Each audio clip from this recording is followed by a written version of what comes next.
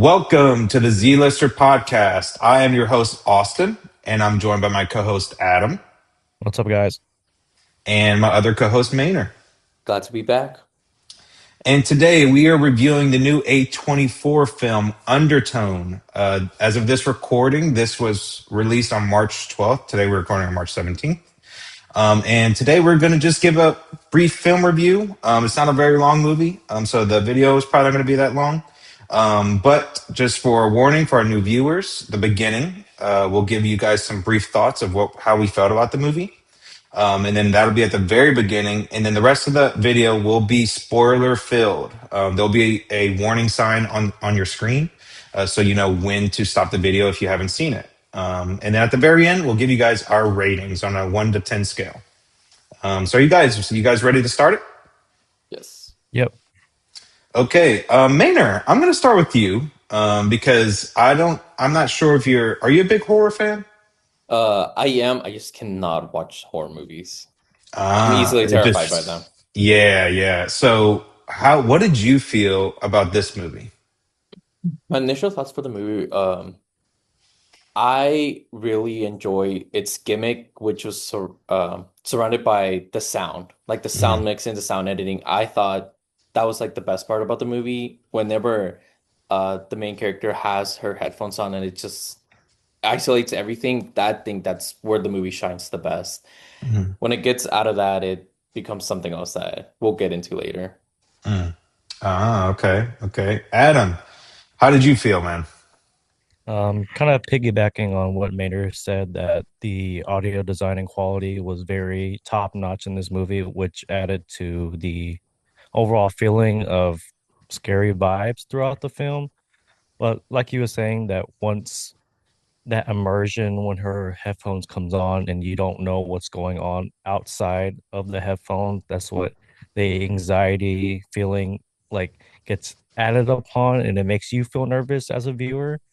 But other than when it gets away from the podcast side of things, it kind of loses you in a bit of the same tone. It's kind of like it shifts like the two different ideals of what type of scary movie it wants to be.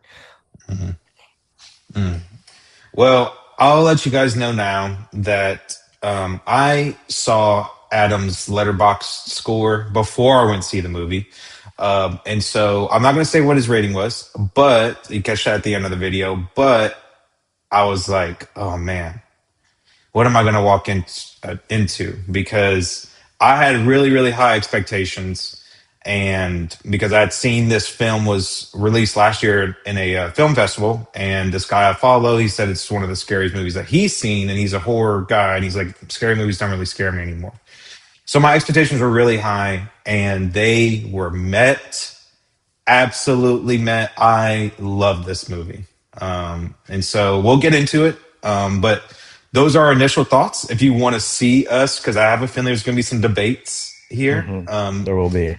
Yeah, yeah. So if you want to watch the rest of the video, it will be filled with spoilers. So watch the movie and then come back and listen to it and see what we think. So as of right now, you'll probably see a spoiler warning because we are about to jump right into it. Boys, ready? Yeah. Yep. Okay. Here we go. So, just a brief introduction of the movie. This was actually a directional debut by, I'm sorry if I'm pronouncing his name wrong, but Ian Tucson. It's his, like I said, his film debut. Um, and in the film, we were introduced to a woman named Evie Babbage, who runs a scary story podcast host who lives with her mother in her childhood home. However, her mother is comatose, is very sick, and cannot talk. It just lays there in bed. Um, as I said earlier, she runs a paranormal podcast called The Undertone, which is where our film name derives from, with her friend Justin. Um, and so at the beginning of the movie, nothing much is going on until Justin and Evie are sent an email where they have 10 recordings, audio recordings, of these two strangers named Mike and Jessa. And from there on, we get to see what happens during these recordings. So, boys, how do we feel about Evie taking care of her mother and her boyfriend? And like, how did you feel about the setup of the movie? I really enjoyed the first part of the movie because like it immediately begins just her getting ready to like film the podcast and everything. And the second like she puts on the headphones, I'm like intrigued. I'm really like just into the movie and everything. Like the voice acting, I think was done good by Justin at the beginning, and I think Evie's acting really does carry a lot of the movie because it's basically just her. I mean, it's Mhm. her and her grandma, but her mom, but her mom They doesn't have a shot all single in the line. house. It's all in that one Yeah. house. Um, and I like the whole podcast aspect of it. I could care less about her mom, like Mm, the scenes about her and her mom, and even the whole talk with her boyfriend. I could care less about that. It lost me throughout those scenes. I mm, agree. That's the word it kind of lost me too, is with my biggest gripe with this movie and why how I feel about it is I don't think they set up quite a good mother and daughter like relationship or connection or like how it initially was because you just go in and she's already a caretaker.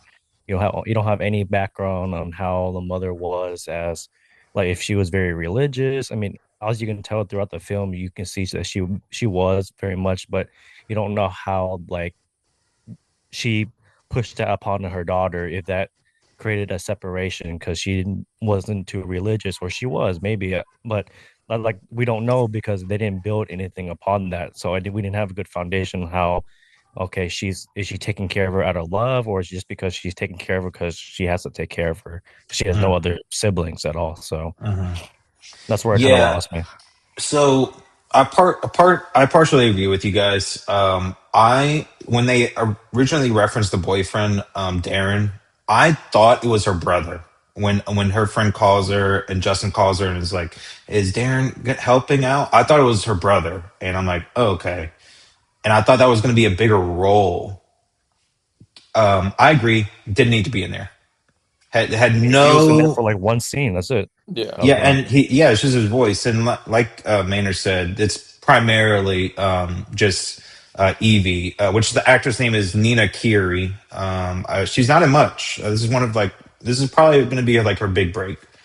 Mhm. At least I hope it will be because I enjoyed the movie. But yeah, they mentioned her boyfriend, and he's apparently like a deadbeat boyfriend, doesn't want to help, and but they introduce him and you think he's going to be like a bigger part, but he's not at all.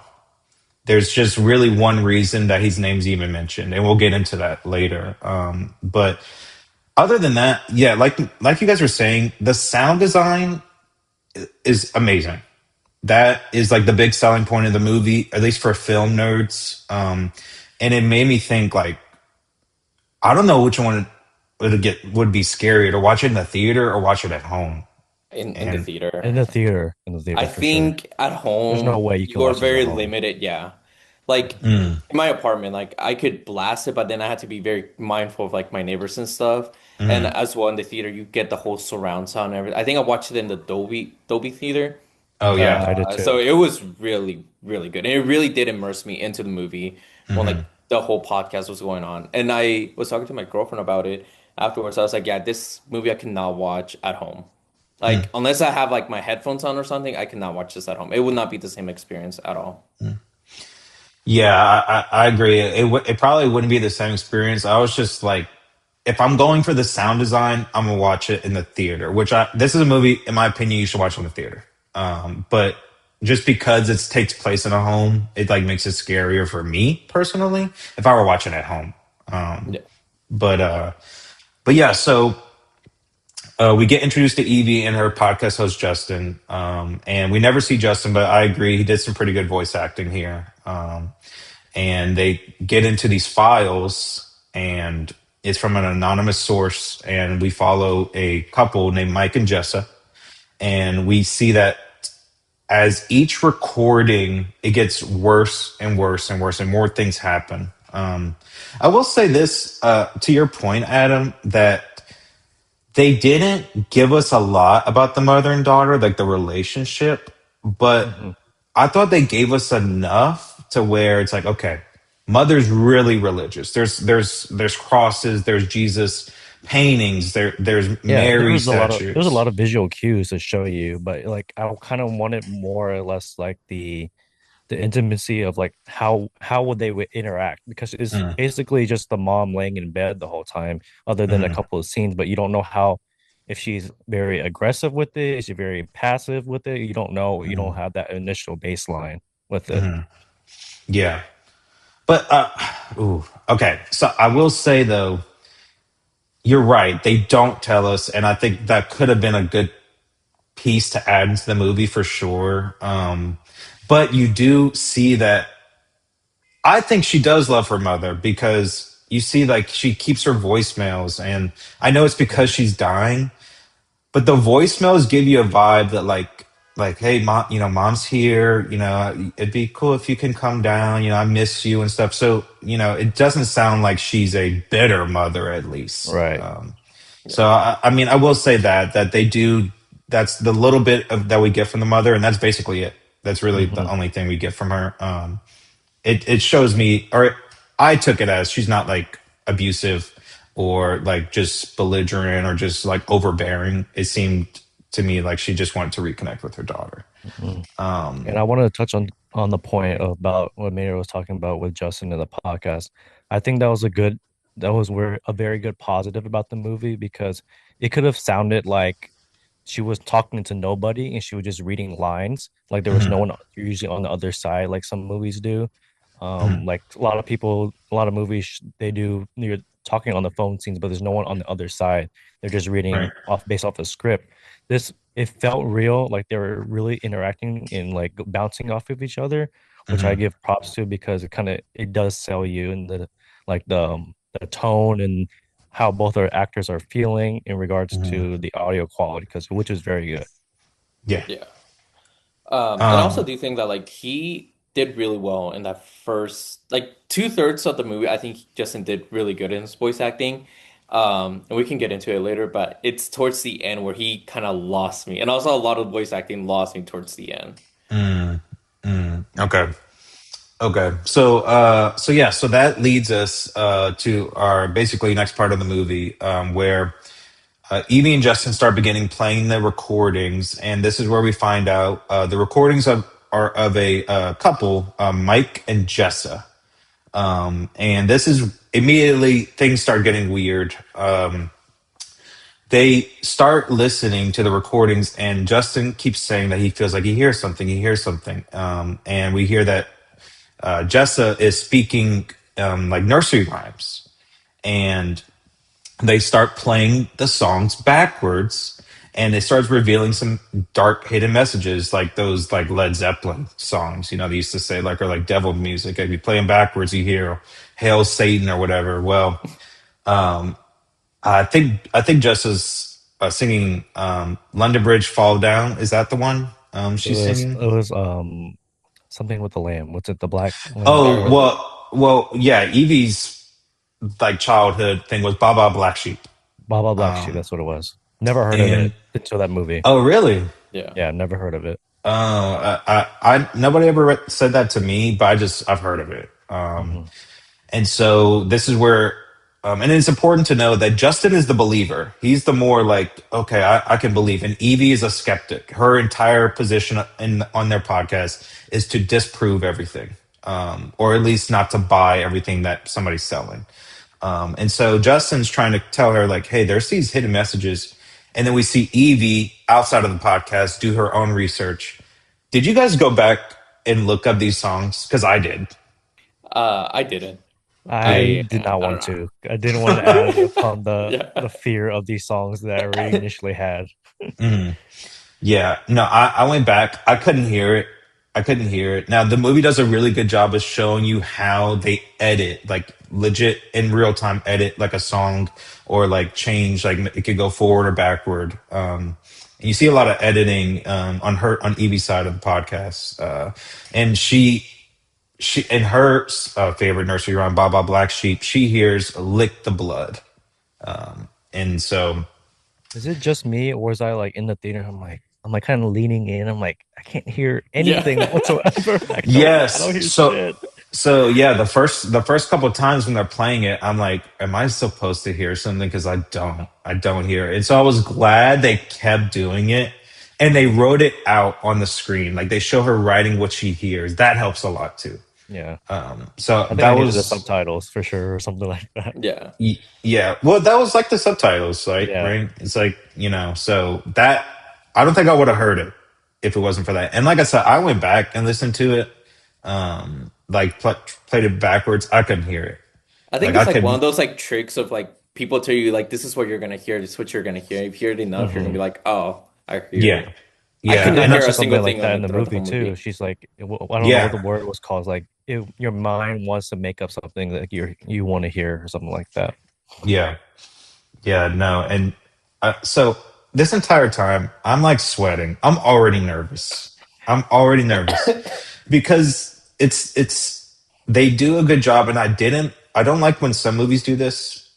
They did a good job of, like you said, Adam, where she's in one perspective of the camera and there's something else on the other side, but nothing's happening a lot of the shots. And I've seen movies like that, and I'm like, man, this entire movie, like, it builds anticipation and it never delivers. I feel like this movie, every once in a while, there would be something in the back, and it was just enough to not make me upset. I Did I don't. I, mention that already, or is that part of my review that you read? no, no, no, no. You mentioned something about like the framing of the shots. Yeah, definitely in my review I mentioned it, but I don't think I mentioned it here. But yeah, I do agree. That's was like a that added upon the fear factor in regards to is those big wide shots where the character is not on center frame. She's on the corner or she's on the side, and it gives your mind an imagination if you're gonna see anything in the background. Even if there isn't anything there, you're still kind of like looking as a viewer saying, you're trying to listen to see if anything moving in the shadow, which there Hmm. was a couple of times in that stairwell area. You can still see something moving over there. Hmm. Yeah, yeah, and like we said earlier, like the sound design, it's like you It's so wonder at some eerie. point. Oh, wait, sorry, say that again, maybe. It's just so eerie, like the sound design. Yeah, it is. And then there's some things you're like, okay, is she hearing that in the recording, or is it happening outside the recording? And that I like that. I I think liked that's it. what heavily carried this movie for me is the sound design in Yeah. this Hmm. movie. Yeah, it's going to be the standout, like the standout of the movie is the sound design. That's what I've been reading that people are talking about. Like it's the sound design. And so as they listen to the recordings, like we said, it just keeps getting weirder and weirder and darker. And now Jessa speaking in tongues, they hear like water dripping, and it's cool because the stuff that they hear in the recordings, Evie starts hearing in her life, and it's like, wait, is water running? Like, wait, is somebody talking, dude? When they when you started hearing the moms start saying Hail Mary, I was like, oh my God, I got goosebumps now, dude. I got goosebumps now. I was like, don't do it to me. Don't jump scare me, man. I can't do it. And and that's what I liked about this movie. They didn't do any jump scares. It was, man, I loved it. Oh, I think that's what I guys. was trying to fight for. Like, I wanted something to be jump scare moment, like not because I think that's what I mentioned to Megan too. It's like they would do all this build up, like the Hail Mary scene or like the water running scene, her going into the bathroom or something, Hmm. with the wide shot in frame with her off center. You think something's gonna happen, and then it just moves on to the next scene. I mean, Hmm. yes, it wants you to build that eerie feeling, like, okay, it's just something's eventually gonna break, the dam's gonna break, something's gonna happen, but it kind of never does until the Hmm. very third act. And once we talk about the third act, I think it was very rushed in regards to a conclusion. Mm. Mm. Um, man, yeah. One of my Wait. favorite scenes, like from the middle of the movie, was when she was trying to fall asleep and she was listening to her Yeah, that was a Oh, scary scene. Yeah, Yeah. that was that was a yeah. good I sequence. remember clearly like the guy next to me, he was by himself. Throughout the whole movie, he was just sitting, normally, whatever. Throughout that whole entire scene, he was on the edge of his seat until the very last part of that scene that he finally was Mm. able to like sit back. Yeah. No, I knew it. And what made it scary is like that headphone noise of like the what's it no background noise or noise The noise canceling. cancellation. Yeah. Yeah. The noise cancellation, it's like, oh man, if somebody just was like whispering to you, like in like an evil voice, or like you hear like that's man, I'm like, if I was sleeping and somebody just whispered in my ear, dude, bro, That's why I can't no. sleep with headphones. Can't trust it. Yeah. Um, and so yeah, so as we move on in the film, we see that Evie is struggling to take care of her mother. She is waiting for basically waiting for her to die. And this is where we find out that Evie is 6 weeks pregnant. And immediately, I don't know about you guys, but immediately as soon as I said that, I'm like, oh, this is going to be a major part of the film. Like the what the demon is going to be after. And I didn't put it together that. Well, first, before I say that, we find out that Evie at first seems like, well, she doesn't want it. She doesn't want the baby. She doesn't trust herself. She even says, I don't think I'll be a good mother. And but that she does want to name the baby Mary, which makes the whole Hail Mary scene that much scarier because that's what she wanted to name her baby. Oh man. I But think it's this is the just about only like the it's the kid thing that gets me because I'm like every time they try to involve children, like I don't really think is that scary. Maybe it's Mhm, building upon my recent watch of Sinister, but I think that's what Sinister was really good until they started involving the children mm, aspect. But in this movie, when you find out that she is 6 weeks pregnant with her throwing up in that scene and her making wanting to make an appointment for herself, then it's like, okay, I get it. This is a main like driving factor on why this demon wants to latch on to her now. right. But I think there was like at some point of the movie where it just like completely like forgets about that tone. It like it doesn't like bring it back into a main story point on why like it's so important why she's pregnant. It just mentioned okay, she doesn't want the baby anymore, and then it kind of like the third act happened like it doesn't not get brought up anymore. The Mm, boyfriend's not involved, and I think that's why it kind of like it really didn't. It was felt kind of rushed, and it didn't involve the main point on why the demon is coming after these certain people. mm.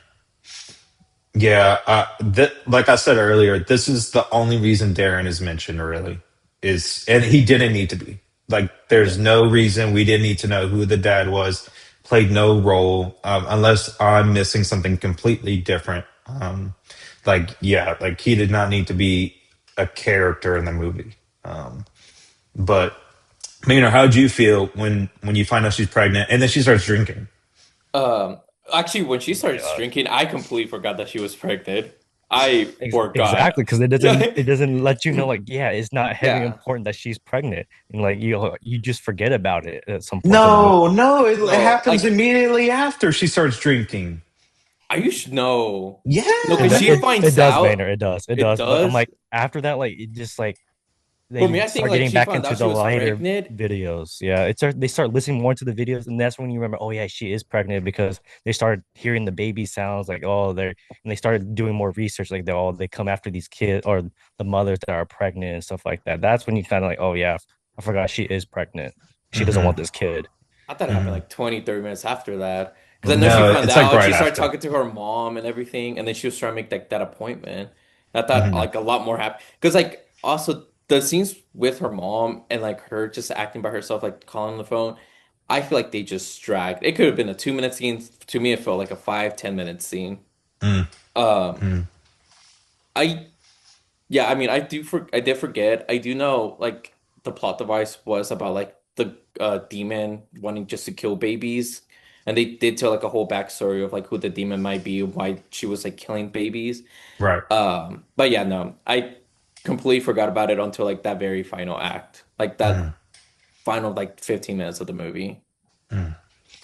Oh man, guys, man, it stuck with me the entire movie, and I agree with you, Adam. Sometimes when they like introduce kids, they put it in the kids' hands, and I'm not Mhm. a, like I don't know, Just let the I just demon do its thing. Don't make the demon right. work through the child.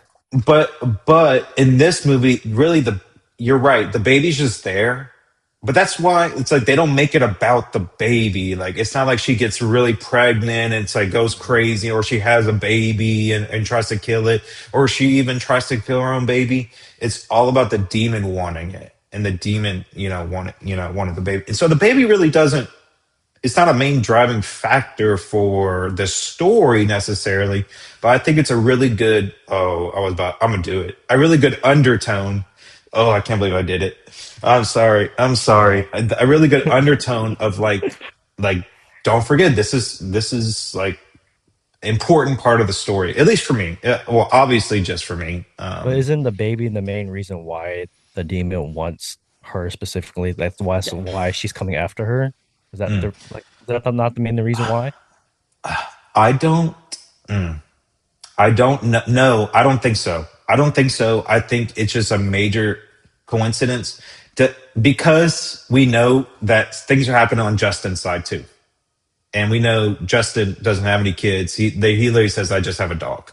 But I don't And think anything is happening Justin's side. He's like, It's more of her, like it's like everything's happening to her, but he's trying to figure out what's going on with her. That's why he's freaking out. And plus all yeah. the audio clips is like freaking him out too. Because he's a yeah, believer. That's why he was right. easily scared. That's why it builds upon like why, like, oh, I don't want to listen anymore type of thing. Because it shows that he's actually scared of this. But she's throwing it off. She's like, oh, no big deal. Let's just keep going.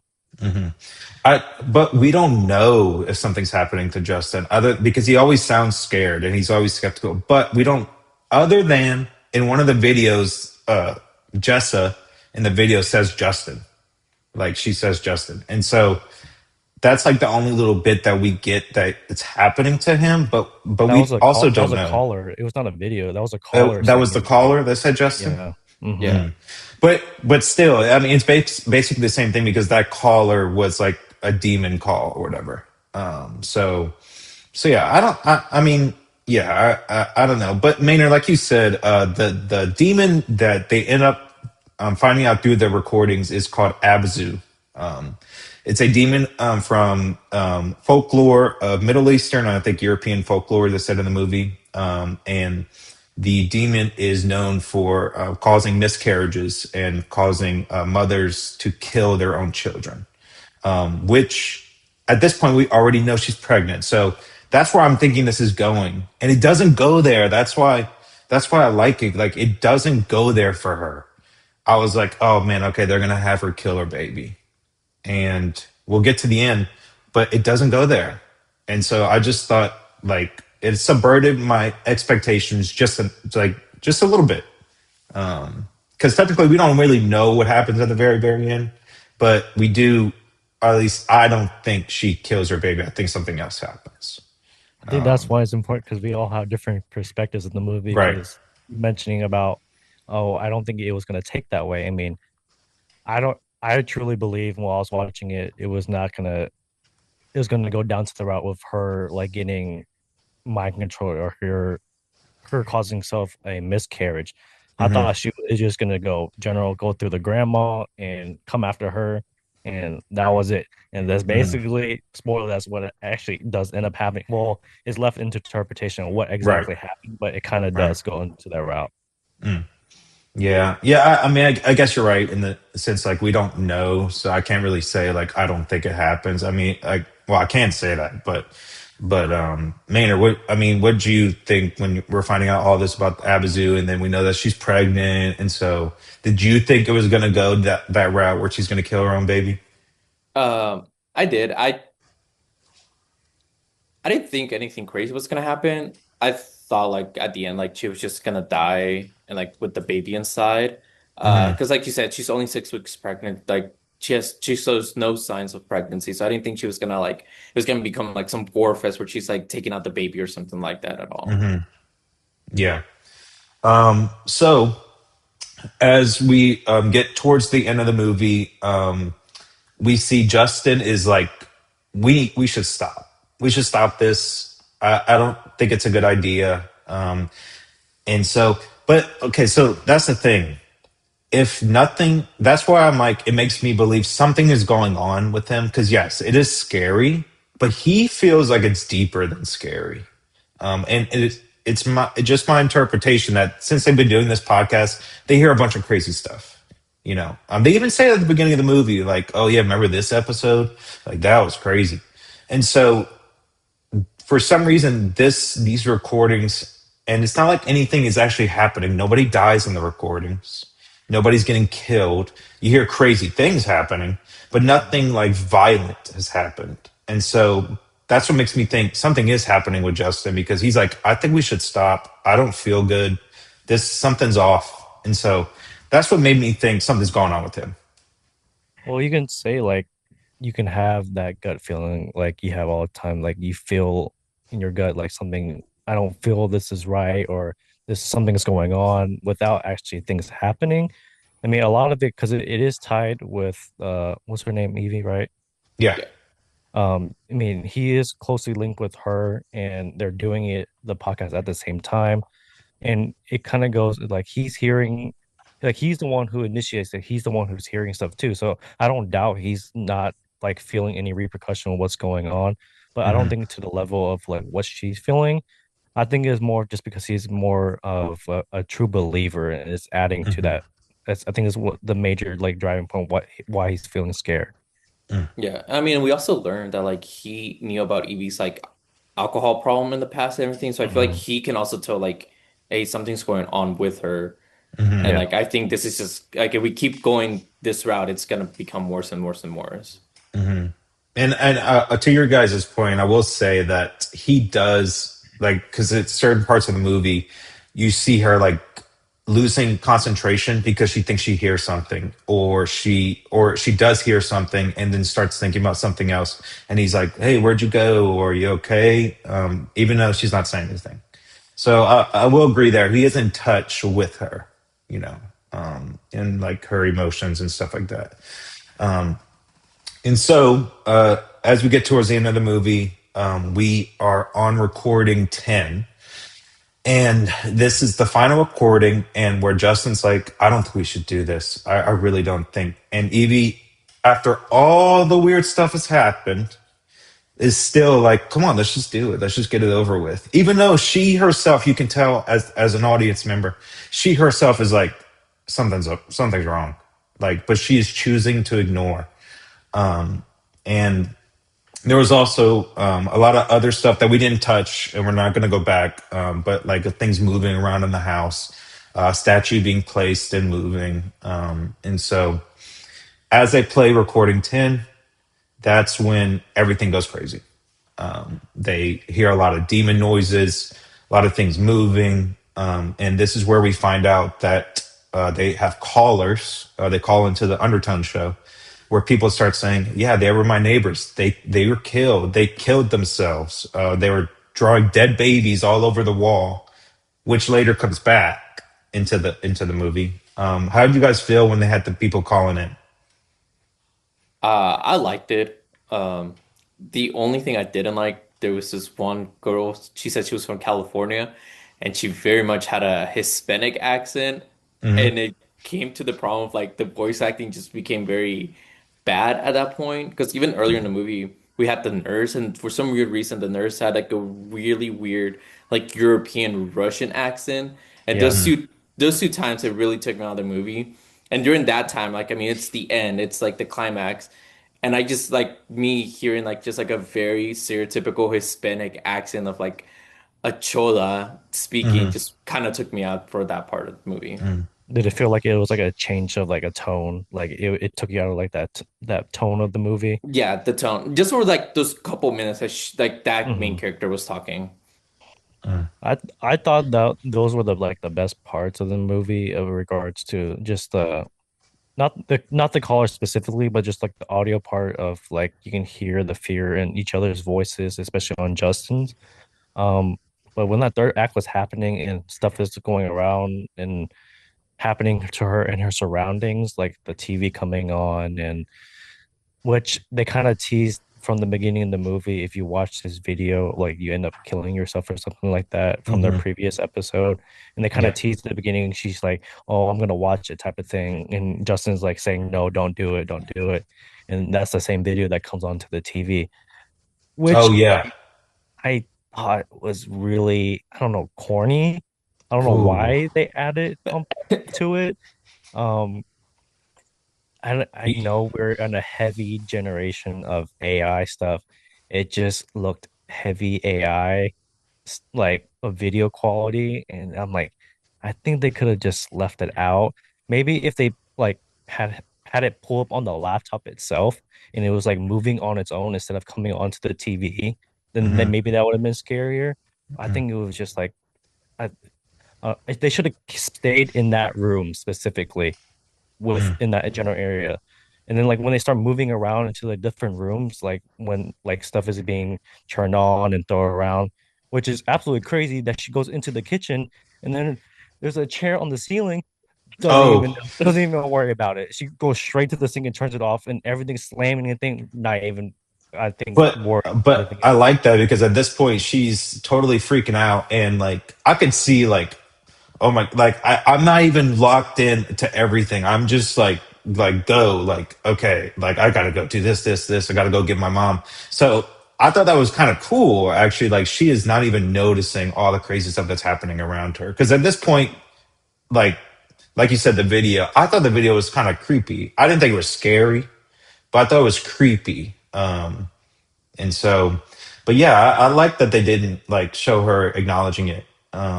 It would have been fine if they did, but you know, just because she's like, dude, if somebody was chasing me, if I felt like somebody was chasing me or I had to go save somebody, I'm not gonna notice everything around Yeah. me. Like there could be like this lamp. Oh well, you can't see. This lamp totally broken in front of my door. If I have to go rescue my fiance or something, I'm not gonna worry about that. Like I'm not even Yeah, gonna remember. valid. But I'm just saying, like, Yeah. there's so much going on. Like, you don't know, like, all these cabinets are shutting and opening in front of you. You wouldn't at least like try to stop one of them from like closing. I'm like, I Bro, know I ain't touching it's those things, dude. overstimulating. I ain't touching them. But yeah, so yeah, this is where we see everything go crazy. The callers, of course, turn out to be like demonic towards the end, where you get demonic calls and it's like not really people. And this is all with her headphones on, and so the sound is so good. It sounds like they're right next to you, like I said, just whispering in your ear or yelling in your ear. And I thought the demon voice that they chose was good. I didn't think it was too corny or deep, or just like even lighthearted. I thought they chose a really good demon voice. It sounded scary to me. And so, like I said, and Maynard, you can jump in if you feel like you want to say something. No, I really like that segment of like the last caller calling in saying like she wants to kill her baby, she wants to kill her Oh baby. yes. I that brought me back into the movie and I was terrified throughout the whole thing. It Mm, wasn't even like like I think something's gonna pop out. It was just fear of mm, like this is so scary. Like it sounds like you said like it's right next to your ear. Uh, and I like that whole entire scene of like the whole demon. We found out it's like it's actually the demon calling, telling the whole Mhm. story. Because I think she says the kid's name, right? That she wants like yes. Mary. Yeah. She says Yeah. Mary. Yep. She says And then at Mary. the end, she just diabolically laughs. I'm like, ah, this motherfucker ain't Hmm. playing around. Hmm. Yeah, I think the sound mixing was very good because you can like hear undertones of the demonic voice like speaking through her, and yeah, I Right. did enjoy that part. It did bring me back into that part, and I agree.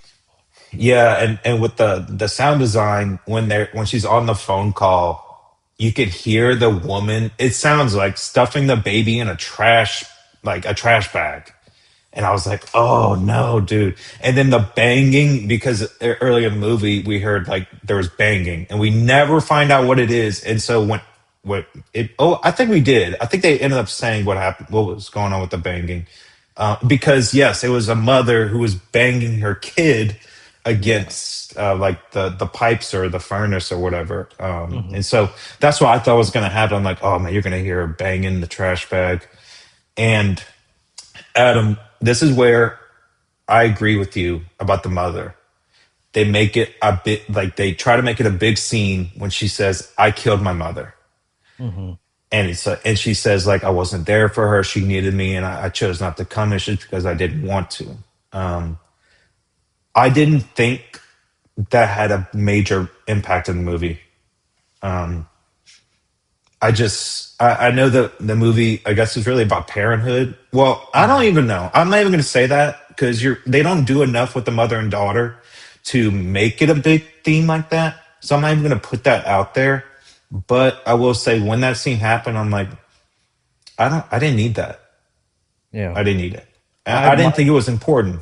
my main tone, I thought not about parenthood, it was more about caregiver, what's the word? Grief or caregiver burnout and the type of Hmm. thing where it is in I work in the healthcare world and I see it every day. I mean, it's hard to take care of a loved one when you're the only one or just a few of you. In this Hmm. essence, it's just her taking care of her. And I can see where she's finally opening up and breaking down because she's been saying she's fine the whole movie. And even to Hmm. Justin's asking, "Oh, how's your mom?" Like, "Oh, have anyone came to help you? Has Darren came in to help?" And she says, "No, I'm just basically doing it on her own. She's okay. She keeps pushing it off." But like like I was repeating in the beginning, I wanted a little bit more in regards to the relationship to add to that Hmm. into like yeah, like she really feels remorse in regards to like saying she's just letting her mother wither away basically and letting her pass. Yeah. And I agree. It's kind of like it didn't really sell me at that point when that scene came on. Yeah. Yeah. No, I agree. If they would have developed more with the mother and daughter, I think that scene would have been more impactful for me. Yeah. I mean, it shows you.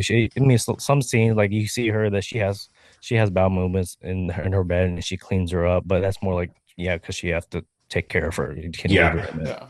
Yeah. Yeah. Um, Maynard, did that scene do anything for you when she's like, no, no. No. Like I mean, if anything, it just added more to my okay, I understand why she hasn't put her mother like in a like a care place, like a home care place or anything like Hmm. that. Hmm. But it really like at that point I could care less about the relationship between her and her mom. I just wanted Yeah. them to utilize her a little bit more, the mom, in regards to the scare factor. I Hmm. wanted her to at least be in one corner of the room on the Yeah. ceiling, like Oh, Hereditary. I wanted it oh. so bad. Well, And they do, they do have some like little shots where she's kind of standing behind her. You don't see mhm. her face; you just see her gown. Yes, the white It might have been that was a scarier. scary part. That was scary. I enjoyed that part. Yeah. But I just like it because you don't think it's the mother, you more think it's like the demon itself. Right. But yeah, I get Right. now thinking back on it, yes, it is the mother because Hmm. as you can see the white silhouette of her Yeah. gown. I just wish they utilized her a little bit more. Like I wish like in those wide shots, I wish you Hmm. the biggest thing that gets me every single time is someone darting across a room or Oh, like crawling on the wall or something that always gets me yeah. every single time. I wish they did at least added one part of that scene Yeah. inside this movie. Yeah. Yeah, no, the white silhouette, that was a good little scene. Like I said, they will give you enough for me in the background because there'd be shots where nothing's going on. And then there'd be shots where there might be one thing going on or something's changing. Before we get to the very, very end, did you guys figure out? I thought they were going to play with the clock more because they kept showing the time and I couldn't figure out what the time meant. I think it's just because it's like 3 o'clock witching hour type of thing. Yeah. It's like around like the most peak Oh, paranormal time. I think that's what they were trying to lay on. But I get what you're understanding because I was like, is there a significance to this? Is there a certain time this happened? yeah. But I was like, maybe it's just like the superstition about 3 o'clock witching hour. Yeah. Which is Yeah, like the same thing because that they do like in The Conjuring. Like all this stuff right, starts happening around that time. right, yeah, and because they kept showing when she would start the podcast, it'd be like 2:56, and I'm like, okay, what could that mean 2:56? And so I started adding the numbers up, and I'm like, no, that doesn't make sense. So I feel like there's something, but then And well, towards the end of the Justin's movie, they go across to the other three side of the o'clock. world. I mean, Yeah, he's in London, so that's around like I think morning time for him because he's about to go to work at some point during right. the podcast. So I think Oh that's like yeah, just coincidence. So it's why I said at the time. I didn't like that little dialogue because they got on the podcast for like 20 minutes and then he's like, wait, I got to go to work. It wasn't even 20 Yeah. minutes. It was like 10. It's like, what? And so, Maybe there was a jump in time inside the movie we didn't know about, but yeah, it felt yeah, a little cut Yeah. short. yeah.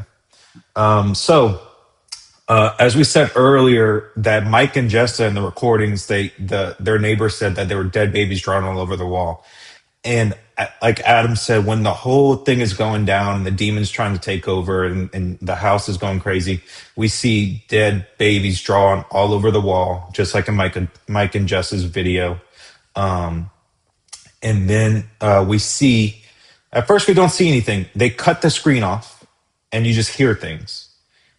And then I thought that was the end of the movie. And then they come back and you see Evie looking for her mother, and you see her mother in the mirror. Just you can't see her face. It's the backside of her, and then you see her mother walk backwards, which is creepy as dude, dude. That's why they should have used her more. I'm like, man, that scared the hell out of me, and then it just Hmm. boom Yep. ended. I was like, oh man, I wanted a little bit more out of that scene. Yeah, dude. When she was the way she was walking backwards, it didn't look corny. It looked so creepy, dude. It Hmm. looked so scary. And Adam's right. As soon as she does that, runs into Evie, cuts to black. You hear a bunch of stuff go on, and I love the ending because you hear the demon. I wish I could remember what the demon was saying. I cannot remember what the demon, but it kept saying over and over, and it kept getting louder and louder and louder. Sound design was amazing. Maynard, how did you feel about that ending? I like the ending. It was something new for sure because I've never seen an ending where like it just cuts to black and then that's it. Like for the rest, like of the rest of the movie, all you hear is just the sound of what's going on. Yeah. Um, I'm glad we didn't see like the grandma killing Evie because I feel like that would have lost me since we haven't seen much of the grandma. That Hmm. her walking backwards was creepy, and I like that it just immediately cut to black and we just hear like her voice of her like trying to escape and like trying to find out what's going on, and then just the movie ends. I thought that was Yeah. a really good ending to the movie. Hmm. Yeah. So, guys, that was our review of the Undertone movie. I hope you guys enjoyed it. Now we're going to share our rankings, or our ratings. Excuse me, our ratings. I'll start with you guys. Adam, what did you give this movie on a 1 to 10 scale? I gave this movie a 5.5 out of 10. I That's know Austin's crazy. very disappointed. He That's crazy. truly wanted us to enjoy this one. It just Yes, I like we did. discussed, I did. it lost me on a lot of things, and I wish they just build it upon better on the storyline wise in regards to like foundation with characters. But overall, I mean, it's 5.5 is more than better than a little bit above mid, so it's an okay movie. It's okay. Yeah. Yeah. Maynard, what'd you give it? Uh, I gave it a 5 out of 10. Ugh. Same That's thing. don't get on me about it. Get on him. No, Ugh. Get on it him. the sound was amazing, and I think that's what carried the movie for me was like the sound design. Mhm. I think if we got just more about the podcast and just her and like I forgot the guy's name, just be on the podcast more, I think Justin. Justin, it would have been a lot higher.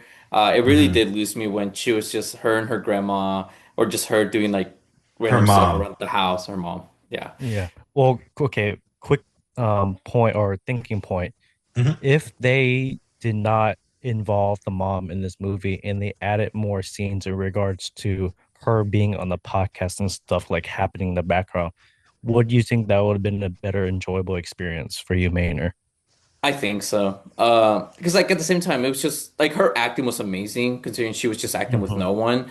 Hmm. But it was just her talking to her mom, who was just literally breathing loud the whole entire like Yeah. throughout the whole movie. And that just lost me.